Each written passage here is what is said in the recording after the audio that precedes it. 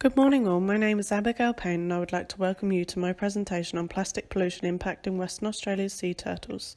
Today I will be discussing the effects of plastic pollution on WA's sea turtle populations, as well as how this environmental issue can be addressed locally and globally to ensure sustainability of the environment, its ecosystems and sea turtle populations.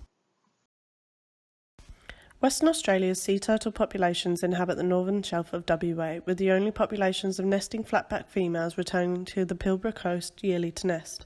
All sea turtles present in WA waters are protected under various Australian government acts, however, the vulnerability of the species still remains. The following figures detail the sea turtle nesting stocks in northern WA.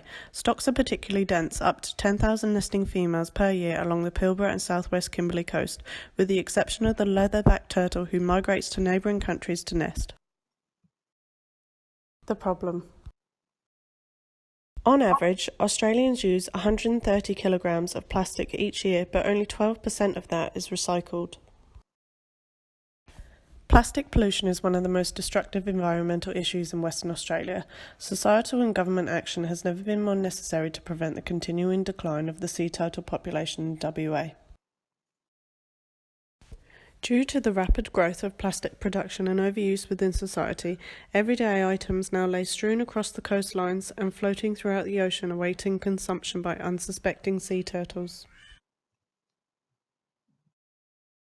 With sea turtles often mistaking plastic floating garbage for food, it isn't hard to comprehend why 52% of all sea turtles have eaten plastic particles. Leading on to the impact. Sea turtles aren't aware of what plastic is or looks like, nor are they aware of the consequences. The consumption of non-organic matter can cause turtles to suffer internal blockages. These blockages not only cause internal lacerations, but mimic the sensation of fullness for the animal, deterring them from seeking additional food sources and causing them to die from starvation. Sea turtles spend most of their life at sea, leaving them highly susceptible to entanglement from discarded fishing materials. These materials can constrict around a turtle's limbs, restrict mobility and cause injury, leading to infection, disease and drowning. Sea turtles are subject to multiple threats in the ocean as well as on land.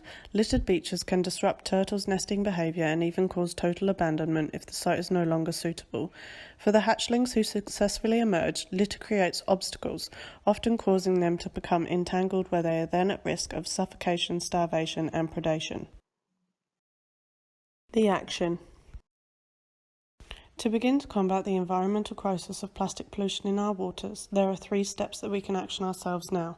These are remove, reduce and resolve. Communities and consumers play a vital role in sparking action. In WA, coordinated cleanups along coastal beaches are organised through various foundations. These foundations also collaborate with industry groups, local communities and schools to create and implement source reduction plans and facilitate campaigns. Reducing waste at the source is the key to reducing plastic pollution altogether. Every one of us can make simple swaps in our daily lives which are environmentally friendly and sustainable, helping to reduce the impact of plastic consumption and increase recycling. Increased public awareness surrounding the seriousness of waste and plastic pollution is spurring change.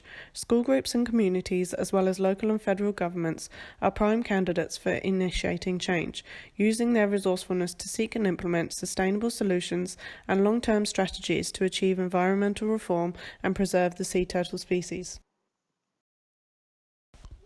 Thank you all for listening to my discussion today. I hope this has been an insightful presentation and I would like to welcome any questions you may have.